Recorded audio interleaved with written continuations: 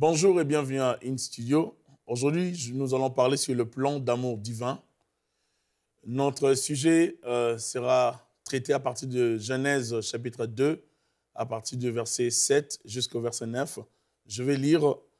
La Bible dit l'Éternel Dieu forma l'homme de la poussière de la terre. Il souffla dans ses narines un souffle de vie et l'homme devint un être vivant. Puis l'Éternel Dieu planta un jardin en Éden du côté de l'Orient et il y mit l'homme qu'il avait formé. L'Éternel Dieu fit pousser du sol des arbres de toute espèce agréables à voir et bons à manger. Et l'arbre de la vie au milieu du jardin. Et l'arbre de la connaissance du bien et du mal. Genèse 2, 15 à 19. L'Éternel Dieu prit l'homme et le plaça dans le jardin d'Éden pour le cultiver et pour le garder. L'Éternel Dieu donna cet ordre à l'homme: tu pourras manger de tous les arbres du jardin, mais tu ne mangeras pas de l'arbre de la connaissance du bien et du mal, car le jour où tu en mangeras, tu mourras. En lisant les livres de Genèse, nous pouvons directement comprendre le cœur de Dieu et sa façon d'exprimer son amour envers l'humanité. Dieu est le premier à nous avoir aimés et il a voulu que l'homme existe. Nous pouvons le voir dans l'œuvre de la création, la manière qu'il a procédé avant de créer l'homme à son image. L'Éternel préféra préparer l'environnement dans lequel l'homme allait fonctionner, afin de lui donner un séjour terrestre heureux et responsable. Nous avons un Dieu qui est digne et qui mérite, n'est-ce pas, notre confiance, parce que notre Dieu, c'est un Dieu d'amour. Il est le premier à avoir exprimé l'amour envers nous. Mais il a défini quand même des principes de fonctionnement dans ce cadre du jardin d'Éden. Celui qui comprend l'amour de Dieu ne pourra plus jamais vivre sans un cœur responsable et sans un cœur sage. Nous voyons Dieu qui aime fixer des limites à l'homme et lui confier en même temps les responsabilités sur la terre. L'amour véritable rendra quelqu'un responsable et non paresseux et surtout pas négligent. Car Dieu n'a pas aimé l'homme dans la négligence de certains éléments capitaux à sa vie. En Dieu, nous trouvons un amour, je dirais, prévoyant et responsable. En Dieu, nous trouvons un amour surveillant et protecteur. En lui, nous trouvons un amour équilibré du juste juge. En ce Dieu, nous avons un amour, n'est-ce pas, solutionnaire et sans intérêt. Nous avons un amour rédempteur. Et quand je dis un amour prévoyant et responsable, je parle d'un Dieu, n'est-ce pas, qui a tout préparé pour placer l'homme dans de bonnes conditions.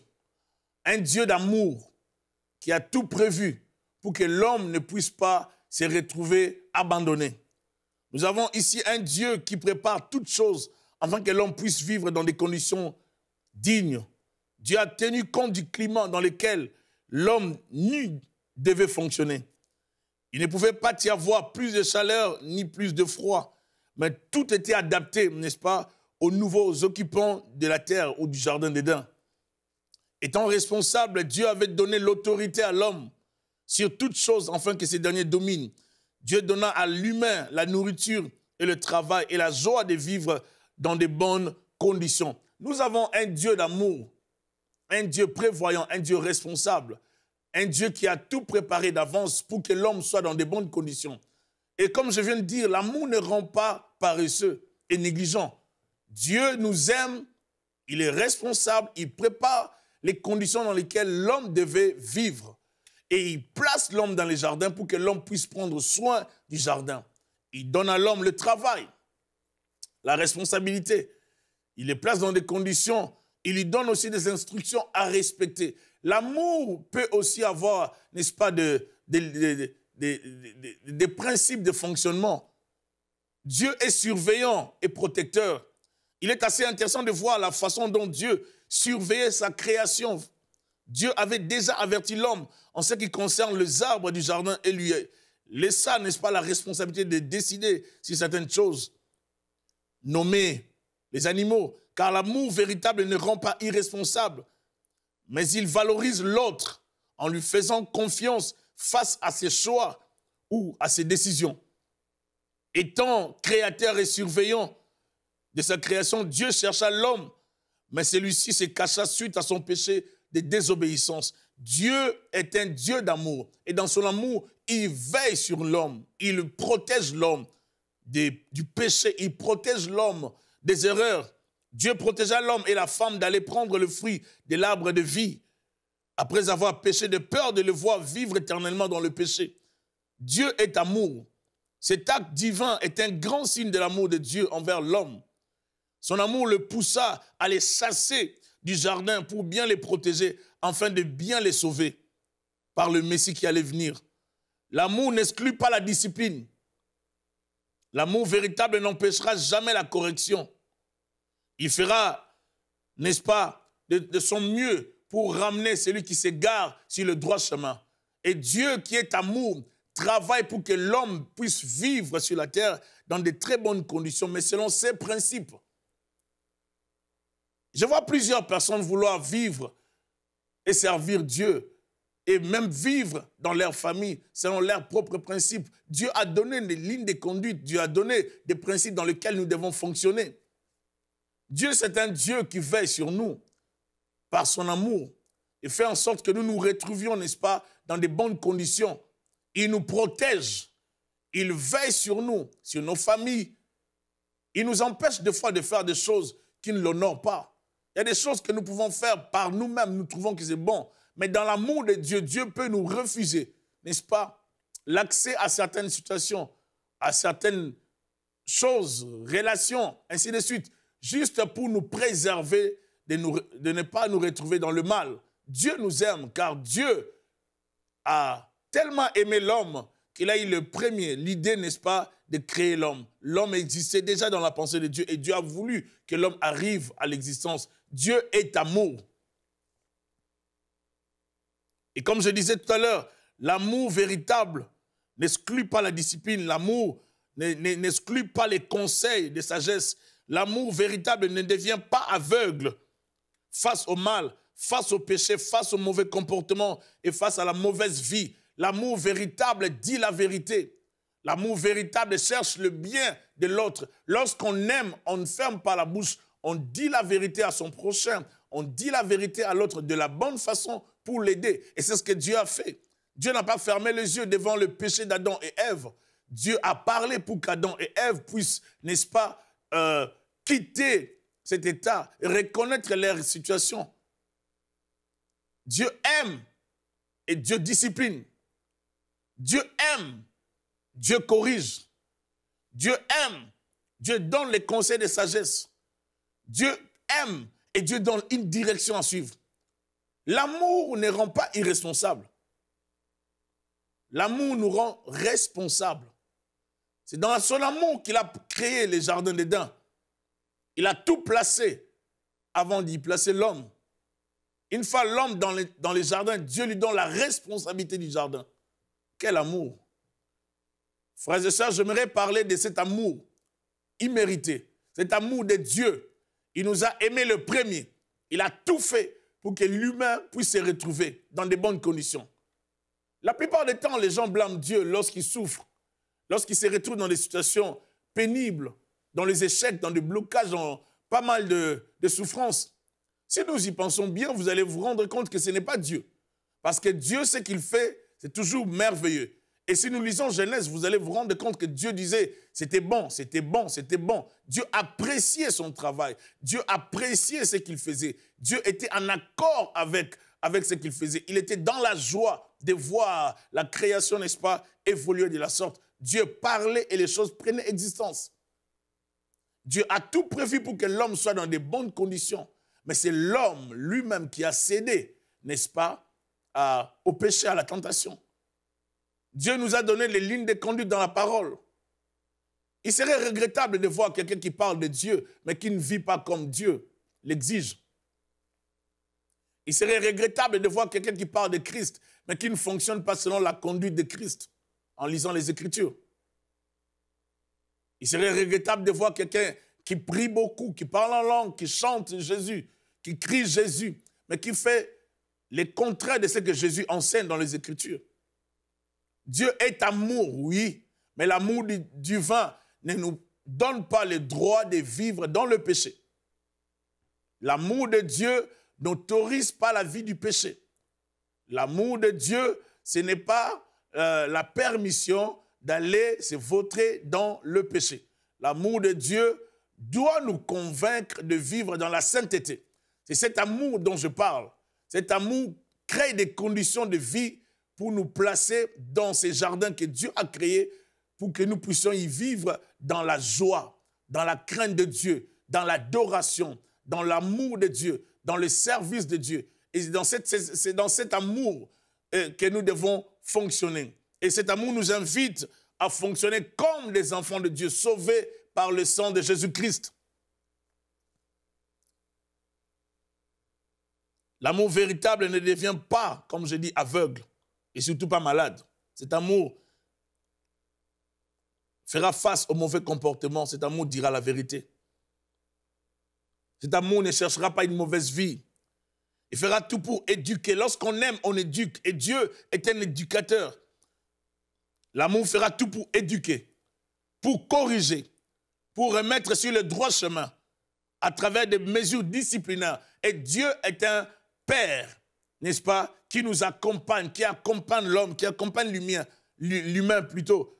L'homme, Dieu fera de son mieux. S'il trouve que nous sommes sur un mauvais chemin, il fera de son mieux pour frapper fort, pour ramener l'homme sur le droit chemin. La Bible dit, telle voie paraît bonne, mais son issue, c'est la voie de la mort. Punir n'est pas un signe de haine, mais plutôt une volonté d'aider, d'orientation ou d'orienter quelqu'un vers la bonne voie. Punir, c'est un geste d'amour. Et lorsque Dieu va dire, je vous chasse du jardin, ce n'est pas parce qu'il haïssait, il détestait ses enfants, Adam et Ève. Non, c'est dans son amour qu'il les a même chassés de là. Oh, j'aime l'amour de Dieu. Cet amour n'est pas un amour hypocrite, c'est un amour véritable qui dit la vérité. C'est un amour qui cherche l'intérêt de l'autre, même si l'autre ne comprend pas, même si la créature ne comprend pas l'action du Créateur. J'aime l'amour de Dieu. Et Dieu, c'est un Dieu d'amour avec un plan merveilleux, car Dieu a tant aimé le monde. Jean 3, 16. Car Dieu a tant aimé le monde qu'il a donné, n'est-ce pas, son Fils unique, afin que quiconque croit en lui ne périsse point, mais qu'il ait la vie éternelle. Dieu nous a tellement aimés. Dieu est amour. L'amour est aussi, dans l'amour de Dieu, nous voyons cet amour solutionnaire et sans intérêt. Dieu n'encourage jamais le mal de peur de blesser quelqu'un. Dieu va te parler de ce que tu as fait. Dieu te dira dans la parole, vous voyez, lorsque même un roi, même un homme de Dieu va faire le mal, Dieu va lui dire, tu as mal fait, ce que tu as fait, ce n'est pas dans ma volonté. L'amour de Dieu n'exclut pas l'amour véritable n'exclut pas la vérité. Il faut dire cette vérité de la bonne façon. Il y a une race de chrétiens qui aiment faire du mal aux autres et qui après leur réclament de l'amour au lieu de s'attendre à la discipline. L'amour n'autorise personne à faire du mal et puis chercher le pardon. L'amour cherche à bien vivre avec les autres. L'amour cherche à bien vivre dans la société, à bien vivre dans sa famille, à bien vivre dans son église, à bien vivre au travail. Lorsqu'on aime son prochain, on cherche le bien de l'autre. L'amour véritable trouvera des solutions. L'amour véritable est sans intérêt. Quand on aime véritablement une personne, on ne cherchera pas à détruire sa vie. Quand on aime véritablement une personne, on ne cherchera pas à lui faire du mal. On ne parlera pas derrière son dos. On ne le critiquera pas. On fera tout pour que ces derniers puissent, n'est-ce pas, rencontrer Dieu ou puissent sortir de telles situations qui les rongent, qui les dévorent, ainsi de suite. L'amour cherche l'intérêt de l'autre. L'amour cherche à faire du bien. Lorsqu'on aime, on cherche que l'autre en face de nous soit heureux. L'amour véritable ne vise pas son intérêt. Car celui qui aime comme Dieu ne pourra pas critiquer et diminuer son prochain auprès des autres. Celui qui aime son frère n'ira jamais, je dis, le détruire ou le salir afin de gagner le cœur des autres. L'amour véritable vise l'intérêt des autres et non son propre intérêt. La Bible dit, dans un verset qui me vient en tête Philippiens 2,5. Ayez en vous les sentiments qui étaient en Christ. C'est très important pour nous d'avoir les sentiments de Dieu, les sentiments de Christ. L'amour n'est pas égoïste. Il n'est pas envieux et en aucun cas méchant. L'amour n'est pas méchant. L'amour ne détruit pas pour se faire aimer. L'amour fait du bien. L'amour vit dans la vérité. Dieu intervient dans cette histoire avec un seul but, de sauver l'humanité pécheresse. Dieu n'avait pas fait un débat du péché de l'homme et de sa femme. Dieu n'a pas fait un débat là-dessus. Dieu a donné la solution, l'amour solutionnaire. Dieu n'avait pas convoqué une réunion avec les anges afin de statuer sur la situation d'Adam et Ève. Dieu n'a pas fait ça. Qu'est-ce qui arrive dans la société? Lorsque quelqu'un pêche, nous faisons des réunions, n'est-ce pas, pour parler de son péché, au lieu de l'aider à sortir de la boue du péché. Dieu n'a pas fait ça. Dieu a cherché la solution. Nous avons un Dieu d'amour, un Dieu qui nous inspire l'amour. Les genres d'amour de Dieu, c'est l'amour que nous devons avoir. Aimer son prochain comme soi-même. Chercher à faire du bien à celui qui a mal fait. Chercher à faire du bien à celui qui a péché. Chercher à faire du bien à celui qui s'est égaré. Et si tout si ces derniers souffrent, chercher à lui faire du bien serait une très bonne chose. Ce que j'aime avec Dieu, c'est qu'il donne la solution. Et dans cette histoire, il a donné une solution immédiate. Et qui touchait aussi le futur, n'est-ce pas, eschatologique, l'avenir d'Adam et Ève, l'avenir de l'humanité. Avant de parler des autres, on doit d'abord s'examiner, examiner ses intentions et vérifier si on n'a pas une solution. Et on doit donner toujours la solution.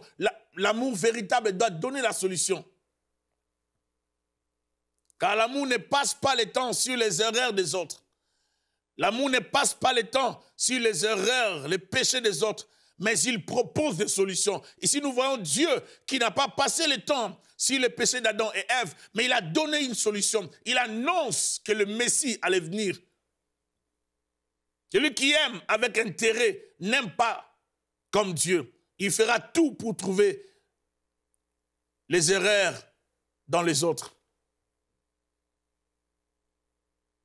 La Bible déclare, aimons-nous les uns les autres.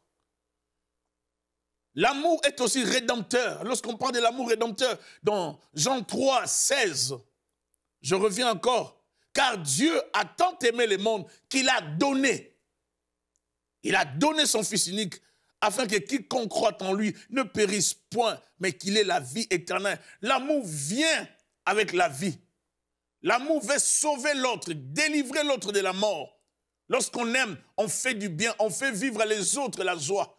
Dieu savait que l'homme, sans lui, l'homme devait se perdre, l'homme allait mourir, finir dans le péché, en enfer.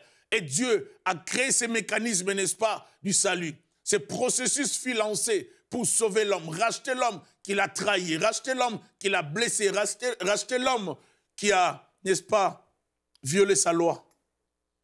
Dieu nous aime et a la solution, n'est-ce pas, à tous nos problèmes. Dieu ne passera jamais le temps à parler mal de toi, ni à te critiquer auprès des gens.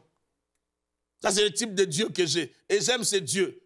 C'est un Dieu qui a tellement l'amour qu'il dira, n'est-ce pas, un jour, à travers Jésus-Christ, son Fils, le premier, celui qui n'a jamais péché, qui balance la pierre. Et j'ai aimé cette histoire. Les hommes condamnent, mais Dieu cherche la solution.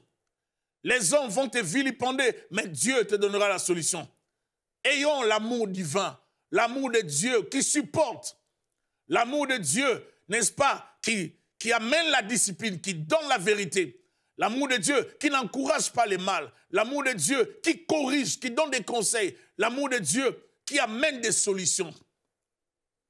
Cet amour, c'est l'amour que nous devons chercher. Dieu veut ton bonheur et il y travaille avec beaucoup d'amour. Dieu veut que tu sois heureux sur la terre. Dieu veut ton bonheur sur la terre. Dieu fera tout pour te sortir de la souffrance.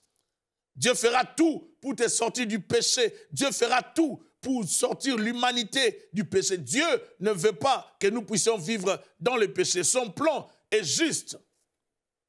Son plan est merveilleux. Son plan est là pour nous sortir de la boue du péché. Dieu veut notre bonheur. Il nous aimera toujours. Et c'est cet amour que nous devons avoir. Un amour sans limite. Un amour bénissant. Un amour qui nous fortifie. Dieu est disponible pour ton bien-être. Dieu est là pour te faire du bien. Et j'aime les Écritures. Lorsque nous lisons les Écritures, nous voyons comment Dieu a exprimé cet amour. Dieu a tout fait pour que le Christ vienne dans le monde afin qu'il nous rachète du péché, afin qu'il nous délivre du péché. Nous étions liés dans le péché. Nous étions dans la vie du monde. Dieu a envoyé son unique fils afin qu'il nous sauve. Ce qu'il a promis à Adam, ce qu'il a déclaré dans Genèse 3,15, c'est ce qu'il va accomplir plus tard dans Jean 3,16. Ça, c'est un Dieu de parole. Il respecte ce qu'il promet. Il est derrière sa parole pour l'exécuter. Lorsqu'on aime, on déclare et on accomplit. Et le Dieu que je prêche, c'est un Dieu qui aime pour de vrai. Il réalise ses paroles, il accomplit ses promesses. Son amour est immense et son amour est illimité, mais son amour n'encourage pas le mal. Son amour n'encourage pas les péchés. Et j'aime l'amour de Dieu, ça traite les problèmes, ça donne la vérité. Dieu n'est pas un Dieu qui encourage les péchés. Qu'on ne vous trompe pas. On ne se moque pas de Dieu. Ce qu'un homme aura semé, il le moissonnera. Dieu est saint. Il faut que ceux-là qui l'approchent dans la sainteté. L'amour de Dieu n'encourage pas le mélange entre Dieu et le péché. L'amour de Dieu n'encourage pas entre Dieu et le mal, le mensonge, les calomnies, la fornication, la magie, l'occultisme, la manipulation. Toutes ces choses n'honorent pas Dieu. Dieu n'est pas dans ça. Lorsqu'on aime, on cherche du bien de l'autre. Lorsqu'on aime, on ne détruit pas l'autre. Lorsqu'on aime, on solutionne des problèmes. Lorsqu'on aime, on ne manipule pas. Lorsqu'on aime, on ne ment pas. Lorsqu'on aime, on donne la vérité. On dit la vérité. La vérité, par moment, peut faire du mal, peut blesser le cœur. Mais mieux vaut dire la vérité que de détruire par des calomnies. Mieux vaut dire la vérité que de détruire. Si tu n'as pas de solution, cherche à ce que Dieu te donne la solution pour aider ton frère, mais ne le détruis pas. N'enfonce personne qui vit dans le péché. Aujourd'hui, l'Église, les chrétiens ont pour mission, par moment, certains, je dirais, de détruire leurs propres frères, de détruire leurs propres sœurs, alors que nous sommes unis en Christ. Nous devons nous aimer. Dieu nous a aimés. La Bible dit, à cela tous connaîtront que vous êtes mes disciples s'il y a de l'amour entre vous. Il faut qu'il y ait l'amour dans nos familles, l'amour entre l'homme et la femme, l'amour entre frères et sœurs, l'amour entre, n'est-ce pas, frères et sœurs biologiques, frères et sœurs en Christ, l'amour dans le Seigneur, l'amour envers son prochain. Celui qui aime est comme Dieu. Celui qui n'aime pas n'a pas le cœur de Dieu. Et si vous avez le cœur de Dieu, je tiens à vous dire, aujourd'hui, Dieu est prêt à vous faire du bien avec son amour. Le type d'amour divin, c'est un amour patient. C'est un amour qui supporte. C'est un amour qui cherche la solution. C'est un amour qui apporte la solution. C'est un amour qui fait du bien. Et j'aimerais te dire que l'amour de Dieu te fera du bien. L'amour dont je parle, l'amour divin, c'est un amour qui amène la paix. C'est un amour qui cherche la solution tranquillement, posément, mais atteindra sa solution. Cet amour, c'est l'amour divin. Prions Dieu qui nous donne cet amour. Prions Dieu qui nous donne le cœur fort pour le servir. Dans ce monde où le mal règne, prions Dieu pour qu'il nous donne la force de le servir avec un grand amour. Et nous avons des gens qui sont dans le monde, qui ne les connaissent pas, qui sont dans le péché, qui sont peut-être nos frères, nos amis, nos connaissances. Ils n'ont pas besoin qu'on les condamne. Ils ont besoin qu'on leur parle de Jésus-Christ qui a tant aimé le monde. Ils ont besoin qu'on leur parle de Christ. Car Dieu a tant aimé le monde qu'il a donné. La Bible nous montre cet amour de Dieu qui s'est exprimé à la croix. Dieu a tout fait pour que nous soyons sauvés. J'aimerais dire, la solution d'Adam et Ève, c'était Dieu. La délivrance d'Adam et Ève, c'était Dieu. Et Dieu les a chassés du jardin parce qu'il les aimait. Dieu n'a pas permis qu'ils prennent le fruit de l'arbre de vie parce qu'il les aimait. Dieu les a habillés parce qu'il les aimait. Dieu a réduit les séjours de vie sur la terre d'Adam et Ève parce qu'il les aimait. L'amour n'exclut pas la discipline. L'amour n'exclut pas la responsabilité. L'amour est responsable. L'amour n'exclut pas la sagesse. L'amour n'exclut pas la solution. L'amour accompagne. L'amour cherche du bien à l'autre. L'amour cherche du bien. L'amour fait du bien. L'amour apporte les solutions. L'amour donne des conseils. Et j'aimerais vous dire, frères et sœurs, que le Seigneur nous bénisse abondamment, que le Seigneur vous fortifie, que le Seigneur vous aide, que le Seigneur nous aide. Nous avons tous besoin de ça et nous avons tous besoin que Dieu nous aide. Je prie, Seigneur, que tu nous donnes la force, Seigneur, aujourd'hui, que nous soyons des bons chrétiens, que tu nous donnes la force de marcher selon ta volonté, que tu éloignes de nous, Seigneur, tout ce qui est haine, jalousie, méchanceté, des choses semblables, tout ce qui est esprit de rébellion, tout ce qui nous amène à nous rébeller à ta parole, tout ce qui nous amène à introduire dans notre marche chrétienne la vie du péché. Seigneur, nous ne voulons pas de ça. Nous avons besoin de toi, Seigneur. Viens au secours de notre faiblesse. Nous sommes limités, nous sommes incapables. Nous n'arrivons peut-être pas à aimer nos frères et sœurs. Seigneur, je te prie de m'aider, d'aider mon frère qui me suit, d'aider ma sœur, de nous aider, Seigneur, à nous aimer les uns les autres. Nous avons besoin de ton amour. Nous avons besoin de toi, Seigneur. Sans toi, nous ne pouvons rien faire. Tu es tout pour nous, Jésus. Tu es tout pour nous. Tu es la solution. Oui, car Dieu était en Christ, réconciliant les hommes avec lui. Dieu a fait au-delà de notre imagination. Seigneur, nous t'aimons et nous voulons voir ta main dans nos vies. Seigneur, nous voulons vivre dans l'amour. Délivre nos cœurs. Viens délivrer nos cœurs. Donne-nous l'amour. Nous te disons, Seigneur, merci. Merci pour l'œuvre salvatrice de la croix. Merci pour ton amour que tu as exprimé envers l'humanité. Nous te disons merci, Jésus-Christ. Merci pour tout. Que ton nom soit glorifié. Alléluia.